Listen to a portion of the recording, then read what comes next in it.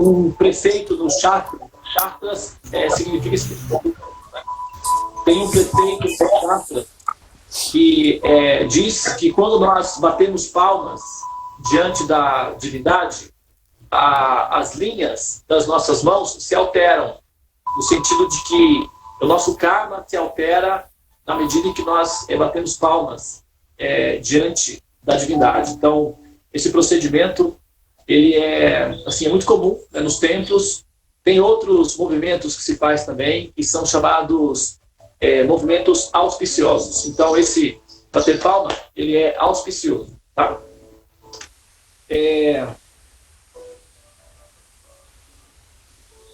São 7 horas e 15 minutos, não é? Então, essa realmente é a média, não é?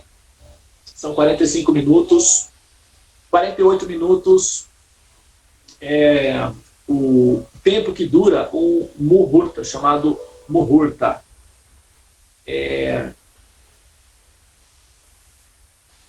Bom, eu vou incluir essa fala nós vamos fazer, a gente combinou de fazer uma série de vídeos que são vídeos didáticos para pessoas que nós convidamos para participar da Sala dos Mantras e para que elas também possam ter essas informações aí à disposição para facilitar, para que elas possam, ao entrar na Sala dos Mantras, já tenham uma informação prévia do que se trata, de qual é o procedimento e, né, se elas estão, enfim, afinadas ou harmonizadas com isso ou não, né?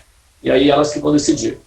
Mas hoje, então eu não vou fazer tudo de uma vez não, para não ser assim extenuante.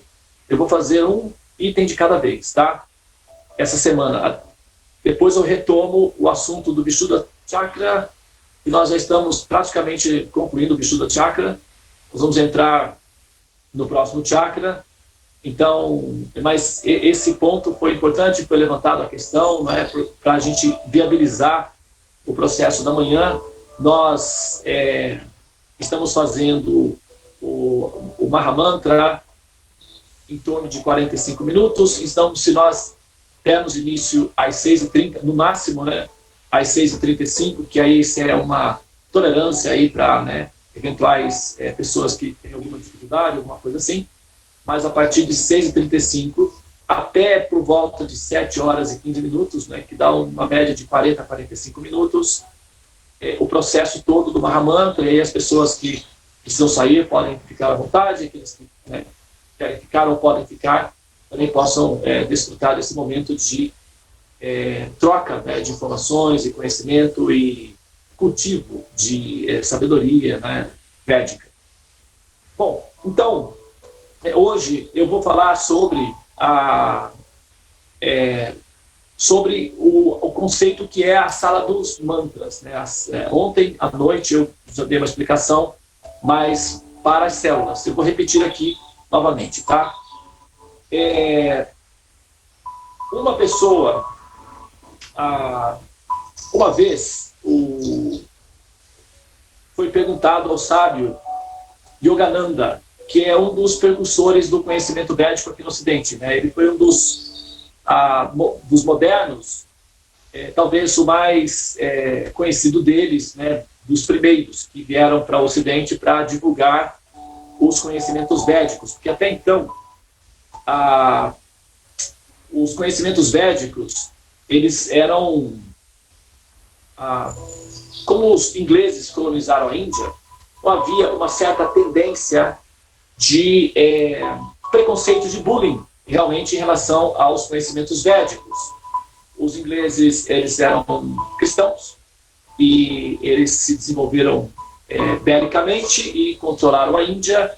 Então, eles começaram a traduzir os textos védicos do sânscrito de uma maneira pejorativa, denegrindo ou depreciando o valor, não é, desses conhecimentos perante o cristianismo, perante a Bíblia, etc. Então, eles tentaram ali fazer uma espécie de sofismo, né, sobre o conhecimento védico. Então, a tradução dos conhecimentos védicos que vieram para o Ocidente, eles vieram carregado de erros, né, técnicos e também de preconceitos religiosos, porque eles foram traduzidos sob o comando do Império Britânico, e o Império Britânico basicamente era um império protestante. Os protestantes, eles costumam ser um pouco mais radicais na sua abordagem fundamentalista de interpretação das escrituras do Torá, da Bíblia, etc. Então, sempre houve esse problema. E na época de 1920, então, na inauguração da ONU, na abertura das Nações Unidas, que era a Liga das Nações na época, o mestre Yogananda então, foi convidado, foi trazido, e ele fez um discurso, né? E a partir daí, então, ele começou a fazer o trabalho de divulgar no Ocidente o conhecimento védico, e veio muitas vezes e fez muitos discípulos. E todo mestre védico, todo representante do conhecimento védico, ele assume uma responsabilidade que é um desafio, na verdade, né?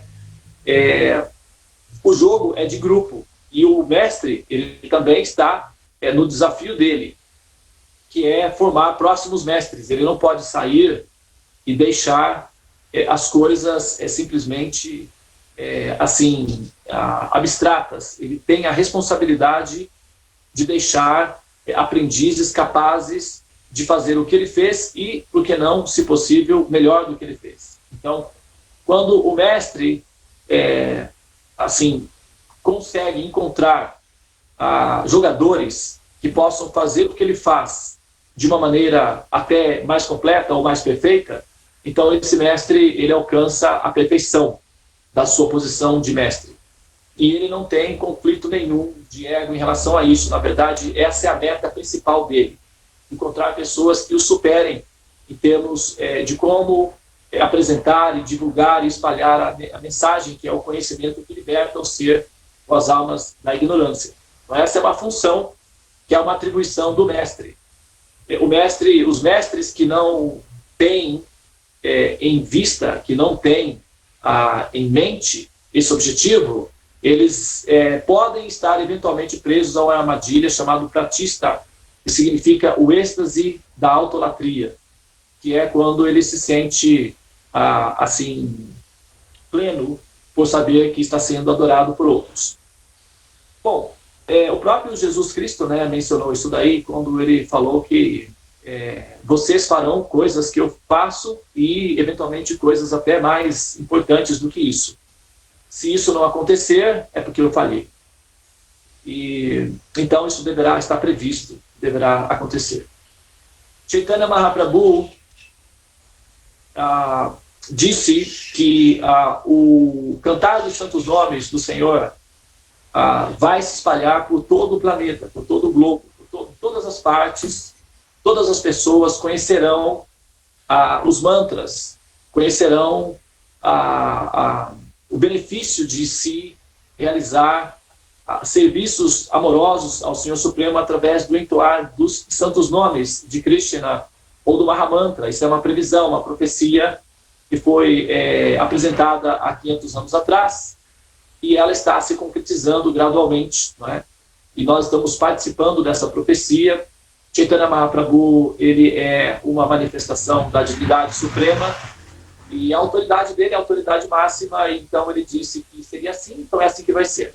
Nós só estamos aproveitando a oportunidade para ver onde é que nós nos encaixamos nesse projeto aí, nesse movimento, nessa missão. E, bom, então, certa vez, o Yogananda se aproximou dos discípulos, ele já estava pressentindo que ia abandonar o corpo por algum motivo, ele já estava pressentindo isso. Então ele reuniu os discípulos e disse o seguinte: bom, agora eu estou preocupado porque talvez a minha missão não esteja completa, mas eu preciso torná-la completa o mais rápido possível antes que eu deixe o campo de ação. Então a minha missão é torná-los, ou tornar vocês, pessoas santas. E eu não sei quanto tempo eu tenho ainda para fazer isso, e eu pretendo fazer isso hoje. Então, por favor, preparem-se que a partir de hoje vocês deverão se tornar pessoas santas. Então, tinha um grupo de discípulos e ele perguntou qual seria o critério de referência que nós adotaríamos para determinar o que é uma pessoa santa. O que é uma pessoa santa? Quem é uma pessoa santa? Como é uma pessoa santa? Então, houve aí uma apresentação de vários critérios, né, do que seria uma pessoa santa, talvez uma pessoa benevolente, quem sabe uma pessoa muito pura, pacífica, e etc. E várias considerações que cada pessoa tinha acerca do que seria uma pessoa santa.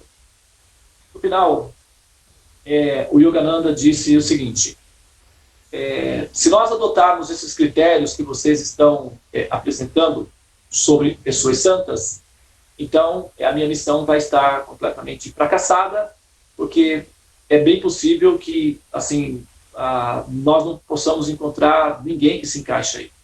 Por exemplo, uma pessoa que não critica os outros. É muito comum ver que as pessoas santas são muito críticas, elas fazem muitas críticas, porque elas são educadores, então elas têm que apresentar as falhas. Portanto, eu seria a primeira pessoa que estaria fora desse critério. Então, esse critério não é muito democrático e deixa muita gente de fora. Nós precisamos de um critério que os inclua como pessoas santas. O critério é o seguinte: uma pessoa santa é um pecador que jamais desiste de vencer sobre os seus pecados, honestamente. Essa é uma pessoa santa. É uma questão de tempo. Então, qualquer pessoa que estiver predisposta a superar a si mesmo, a superar as suas falhas e a corrigir as suas deficiências morais e éticas, ao mesmo tempo em que se dedica sinceramente ao altruísmo e ao bem-estar do progresso humano, essa pessoa é aceita entre os sábios como uma pessoa santa.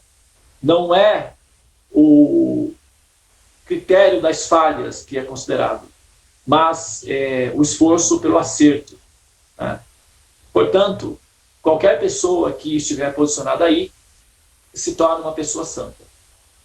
Então, esse é o critério, uma das responsabilidades e atribuição, talvez a mais importante, né, como eu disse, para qualquer representante védico.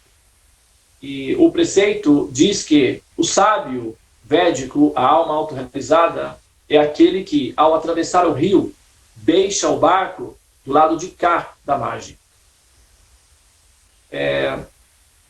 No sentido de que o caminho que o mestre faz, o caminho que o representante dos conhecimentos faz, deve permanecer com outros que vêm atrás. Do contrário, se ele leva consigo para si, então ele atravessa o rio e aqueles que estão do lado de cada margem ou morrem afogados ou ficam do lado de cada margem. E isso não é a operação, não está completa. Então, um dos objetivos principais da sala dos mantras, ou da sala do templo, é ser o equivalente de um barco por onde as pessoas eventualmente possam se utilizar para atravessar o rio, que é conhecido como a ignorância da existência, o que perpetua o ciclo dos repetidos nascimentos e mortes. Tá?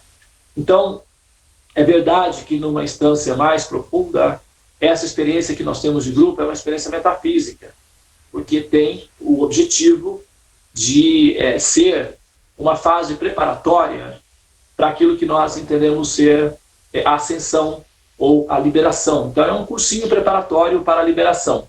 Né? E todos são, evidentemente, bem-vindos ou aceitos, porém, de fato, requer estado de consciência. Nenhum ser, nenhuma alma é aceita se não for por livre e espontânea vontade. Então, a pessoa tem que tomar a decisão individual de aceitar, não é, o benefício, aceitar a misericórdia suprema, aceitar as bênçãos, de ser aceita ou ser considerada uma alma em fase de liberação. Uma alma em fase de liberação é entendido também como uma alma liberada. Por exemplo, se o aluno ele está no curso de medicina, no primeiro ano, então nós olhamos para esse aluno e já o vemos como médico. Nós sabemos que é um futuro médico, mas nós o vemos como médico. Ele é contado entre os médicos. Ele já tem, inclusive, um rastreamento, né? Ele já tem um histórico. Esse histórico ele está acoplado à ficha, né, daquele aluno, que indica que ele, então, está se tornando autorizado a representar a classe médica. Então, ele praticamente é um médico. É uma questão de tempo. Caso ele permaneça no processo, o resultado final é que ele será um médico. Então,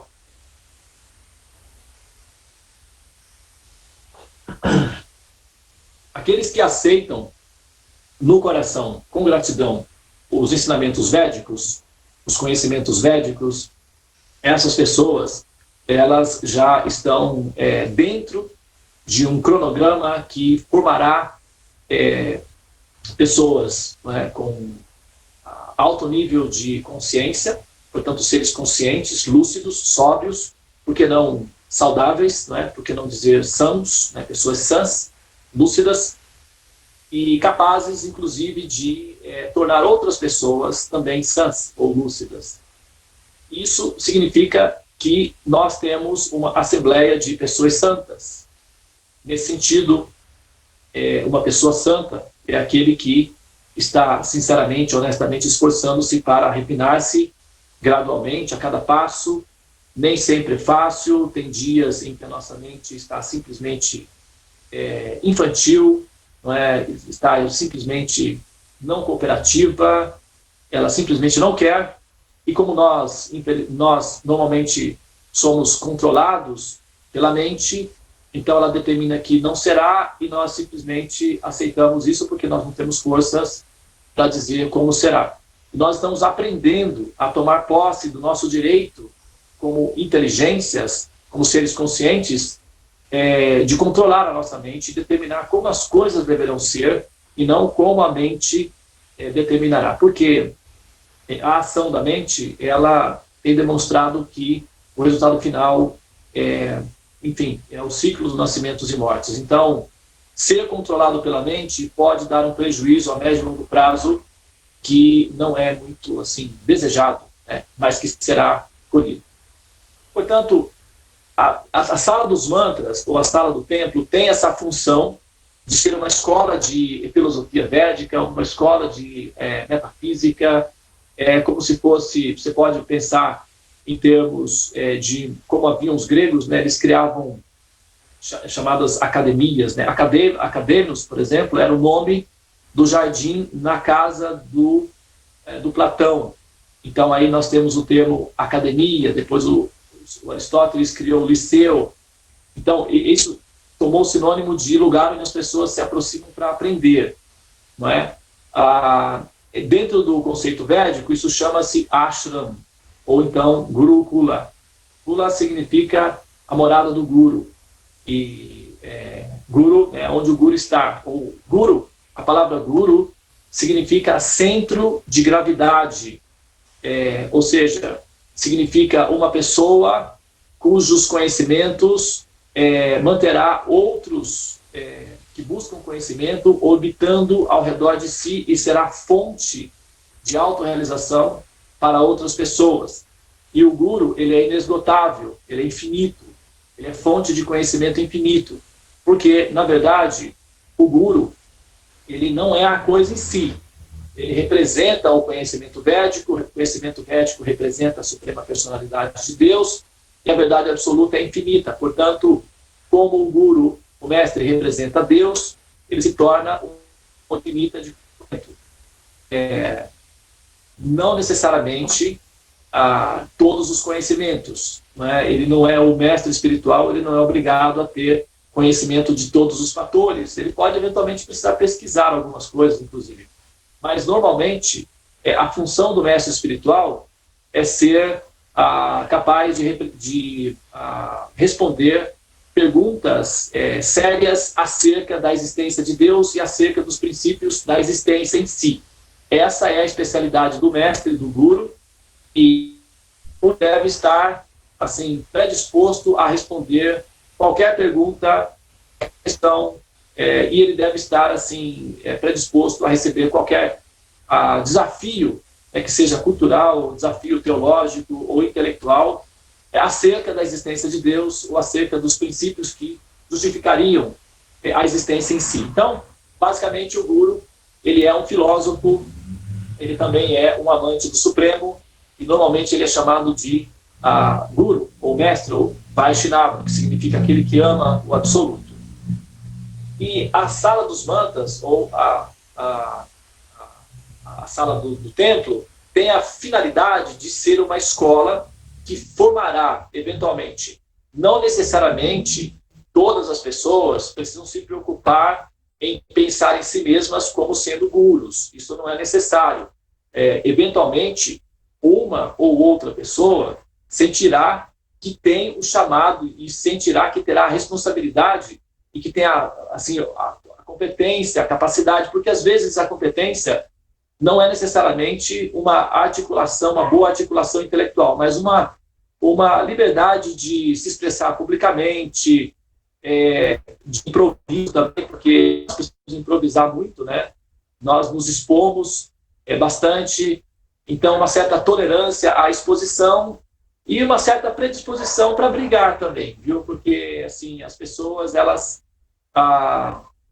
gostam de provocar, então normalmente o guru, ele é uma pessoa que está em estado de alerta, num certo sentido, porque tem que ser alguém que gosta de provocação, né? Que gosta de provocação, que gosta de desafios, gosta de ser desafiado, porque isso é como, por exemplo, como um jogador de futebol que gosta de jogar futebol, ou um jogador de xadrez que gosta de jogar xadrez. O mestre gosta de desafios teológicos. Por que o mal existe? Por que Deus existe? Por que deveria haver Deus? Então, esses tipos de questionamentos são o campo de ação do mestre. Então, aqueles que querem entender o mestre, que querem entender a mente, o coração do mestre, deverá versar ou investigar esses campos de ação, porque é o campo de ação em que o mestre atua. Ali é o ambiente, o habitat natural do mestre, então é ali que você vai encontrá-lo na sua plenitude. Tá? Não, nesse sentido, não são todos que estão obrigados a aceitar essa responsabilidade, porém, todos aqueles que se utilizam da sala dos mantras têm a facilidade de serem candidatos possíveis para a liberação, para o estado de liberação. Tá? O processo de autoconhecimento produz o estado de liberação. É possível que não seja necessariamente nessa vida ainda. É possível, sim. Porém, a proposta está aberta para esta vida, para este momento. Não é necessário que ficar pensando em termos de milhões de vidas lá no futuro. Isso não é pragmático. Isso é uma humildade. É uma humildade. Você pode usar como humildade, como recurso da humildade. Mas você não deve levar isso a sério.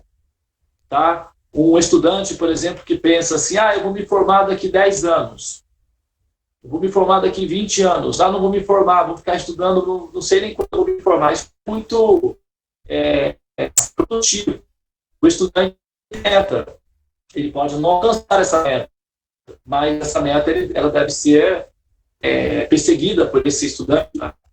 Então, nós, almas condicionadas, nós temos que ter em mente que a autorrealização ou a liberação não requer milhões e milhões de vidas.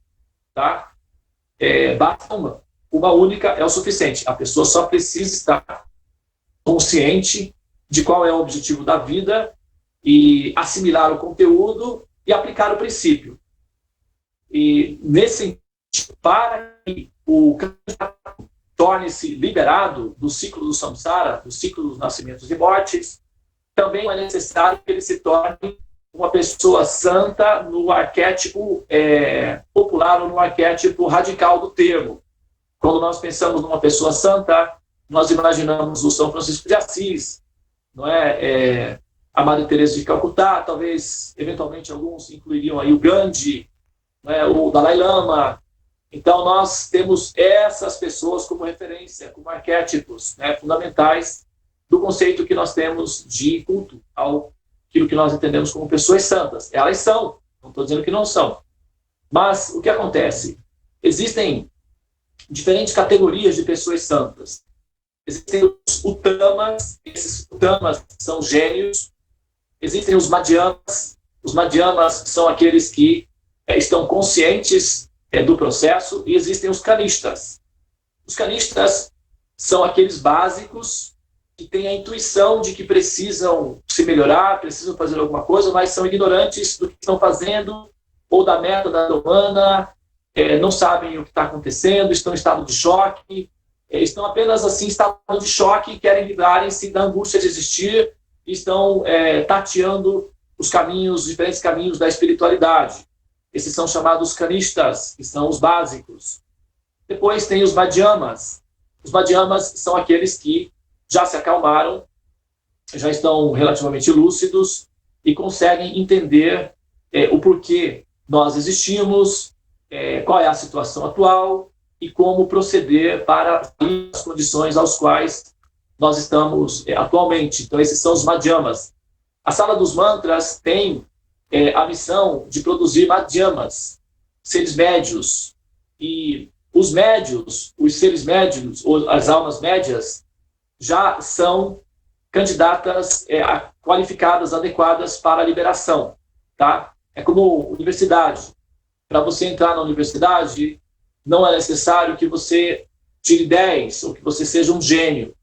Na verdade, na universidade existem alguns gênios, mas a maioria, a esmagadora maioria, são pessoas médias. Não são pessoas também muito abaixo da média, porque uma pessoa abaixo da média também não consegue entrar na universidade. Ela precisa ter uma média de conhecimento e um pouquinho a mais. Tem que ter uma média e um pouquinho a mais. Tendo uma média e um pouquinho a mais, já se libera, tá? Ou seja, já entra na universidade. Então, a sala do templo, a sala dos mantras, tem a finalidade, a sala do templo tem a finalidade de ter um ambiente acadêmico de cultivo de conhecimento, filosofia, metafísica, análise sistemática da realidade, etc. Tá? Então, essa é a finalidade da sala do templo, em geral. A sala dos mantras, isso já é diferente. Tá? A sala dos mantras tem a função do aperfeiçoamento individual dos seres que estão cultuando o progresso de evolução, e também tem a função de equalizar ou acalmar o sistema nervoso central, preparar o indivíduo ou preparar a alma para que ela possa assimilar conhecimento superior. Ela não consegue entender as coisas. É como, por exemplo, quando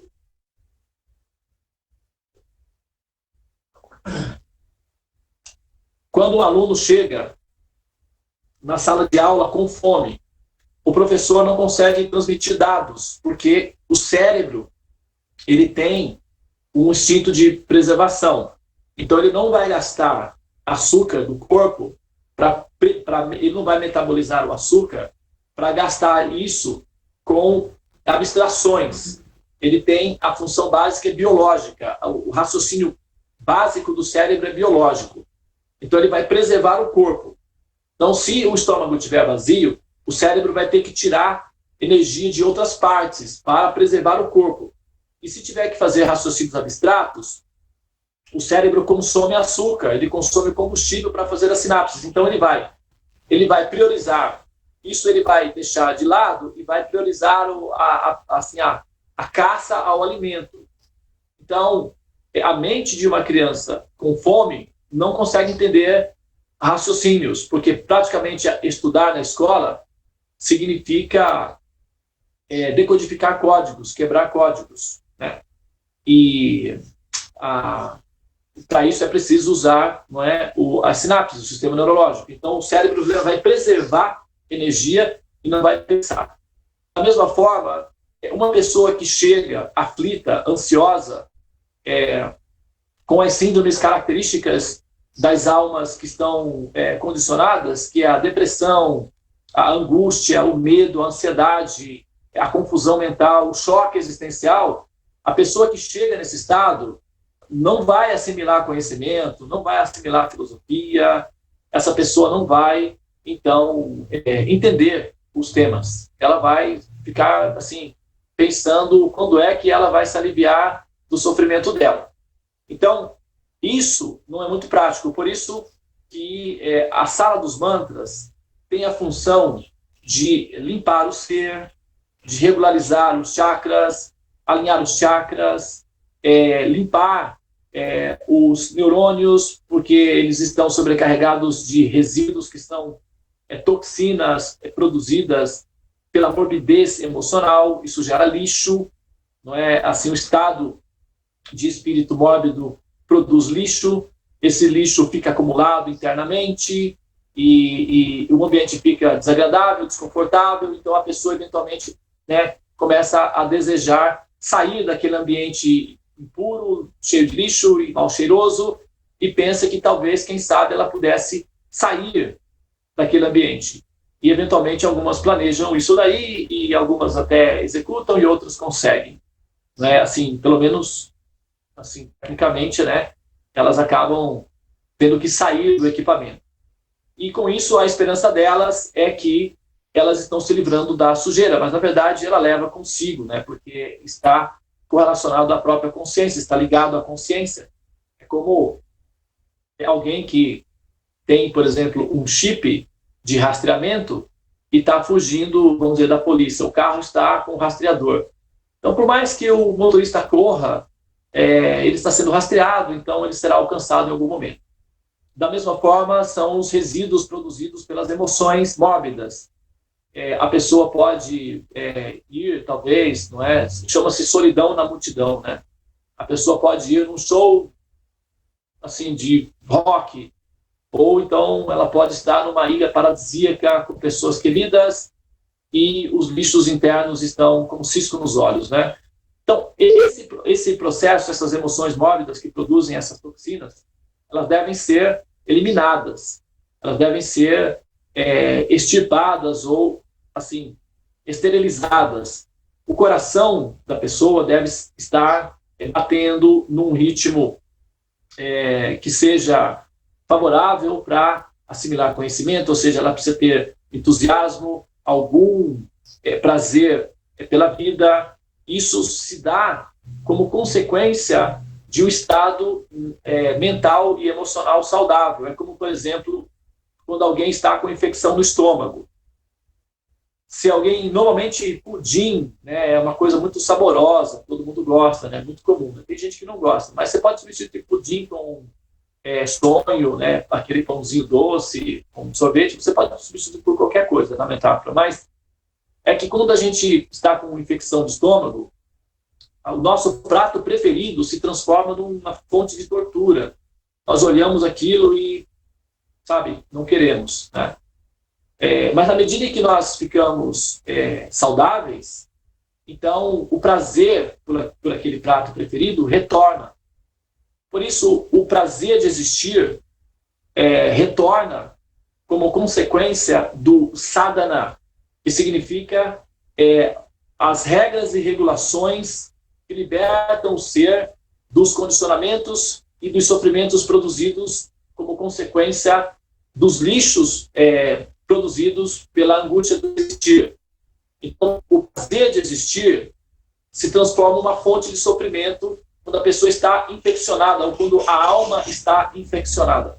É uma contradição dizer, né, que a alma está infeccionada, porque a alma é um princípio eterno, incorruptível, não pode ser tocado, não pode ser, de forma alguma, né, contaminada, mas essa alma está coberta por emoções que são formadas pela mente e pela inteligência. Então, esse aspecto da consciência está infeccionado. E essa infecção faz com que o ser se sinta que viver ou existir é um peso desagradável, desconfortável, uma luta. E isso significa simplesmente que a pessoa está doente, é um paciente. Então, a sala dos mantras tem a função de nos tratar, de nos curar, para que nós possamos, eventualmente, sentir de volta o prazer de existir. Então, quando nós estamos devidamente curadas ou alimentadas, a absorção de conhecimento ou o prazer de aprender sobre o absoluto retorna naturalmente, tá? Então, a pessoa começa a se interessar pelos conhecimentos. ok? Isso é normal. Tem pessoas que é rápido, entra e já, porque já fizeram o trabalho antes, já fizeram a terapia por si sós, já correram atrás, já chegam na sala dos mantras já mais ou menos pronto. Então, quando pega o conhecimento, se encanta, é como uma criança entrando no parque de diversões. Isso é porque o trabalho, a autoterapia, já foi feito antes. Quando a pessoa não conseguiu encontrar nenhum princípio terapêutico por si só, ou então foi assim, muito negligente consigo mesmo e chegou até a sala dos mantras num estado crônico, pode demorar um pouquinho mais, tá? Mas se a pessoa permanecer num ritmo contínuo, e isso não precisa ser todos os dias, mas ter uma cadência de pelo menos, no mínimo, vamos colocar 2 vezes por semana, apesar de que isso daí é o mínimo, né? Nós temos 2 pernas, temos 2 olhos, não é? Então, que nos move, que nos permite enxergar, 2 ouvidos, etc. Então, o mínimo, o trem caminha por 2 trilhos, então, o mínimo é 2, mas isso é o mínimo. Então, o mínimo demora um pouco mais, evidentemente, né? Quem ganha salário mínimo demora mais para comprar uma casa própria. Quem tem salário mínimo demora mais para comprar um carro. Então, aqueles que fazem o mínimo demora mais também. O mínimo é o mínimo, né? A reciprocidade é semelhante, ou é equivalente. Agora, aqueles que tiverem um pouco mais de interesse na própria cura, pode aplicar mais doses.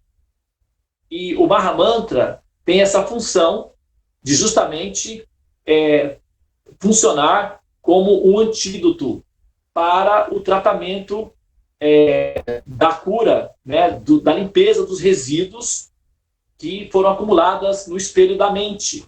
O mantra Chetodar Panamajanam Bhava Mahavagni Vapanam fala exatamente sobre isso. Que o cantar puro dos santos nomes, que é o Mahamantra, limpa o espelho da mente, que é o espelho da alma, da poeira acumulada durante anos e anos, e extingue o fogo do ciclo dos repetidos nascimentos e mortes dentro do assim chamado mundo material. Então, limpar a poeira da mente, limpar o espelho do coração, limpar-nos internamente, vai permitir com que nós possamos nos enxergar adequadamente. E esse ritmo contínuo de fazer o processo nos protocolos que ele pede, como, por exemplo, fazê-lo em primeiro plano, que é quando o sol está nascendo, para absorver o prana, que é a energia vital, essa combinação de princípios, acompanhado do processo do Shravana Kirtana. Eu tive um problema aqui, eu perdi a conexão. Acho que o nosso gato, Batman, deve ter esbarrado ali no fio e, assim, caiu a conexão. Então, demorou um pouco para... Já ia passar a mensagem. Então, bom, eu ainda tenho 3 minutos, né, aqui até as 8. Eu vou concluir o raciocínio. Então, se esse resultado, como eu estava dizendo, se esse resultado, que é a sensação, que é o bem-estar, o entusiasmo, o prazer de existir e estar consciente da oportunidade de se liberar, não aparecer no coração, é porque o paciente não está tomando apropriadamente o remédio. Tá? O remédio ele é eficaz, ele é seguro. Bom, então vamos fazer o seguinte, eu vou parar por aqui e concluo amanhã para eu pegar uma linha, porque ficou picotado aí na parte final, mas a ideia é essa daí, tá, pessoal? A sala, ela tem essa função terapêutica, não necessariamente metafísica. A função metafísica do programa da sala é uma função posterior. A primeira função é, de fato, um tratamento um tratamento para a mente, um tratamento para a inteligência, um tratamento para os chakras, é um autotratamento, tá? É uma terapia de cura, de tratamento emocional, para regularizar os chakras e para que a pessoa se sinta saudável emocionalmente falando. Depois é que vem a metafísica, e aí já é uma outra instância. Então, a primeira função da sala é simplesmente terapêutica e não tem uma conotação necessariamente religiosa, portanto as pessoas não têm a preocupação, não precisam ter a preocupação de pensar em estar fazendo parte de uma religião, porque não é esse o objetivo na primeira instância. Numa segunda instância, lá na frente, aqueles que desejarem, então, podem aprofundar-se mais na questão da pesquisa védica e eventualmente se tornarem sábios védicos, seguidores védicos, aprendizes védicos, discípulos, etc. Mas isso depende do estado de consciência da pessoa e do desejo que ela tem de, enfim, se aprofundar mais, tá bem? Mas o tipo é terapêutico consciente. Ok? Então vamos concluir aqui, vamos finalizar hoje. Deu uma falhazinhas aí, mas conseguimos chegar até o final, né?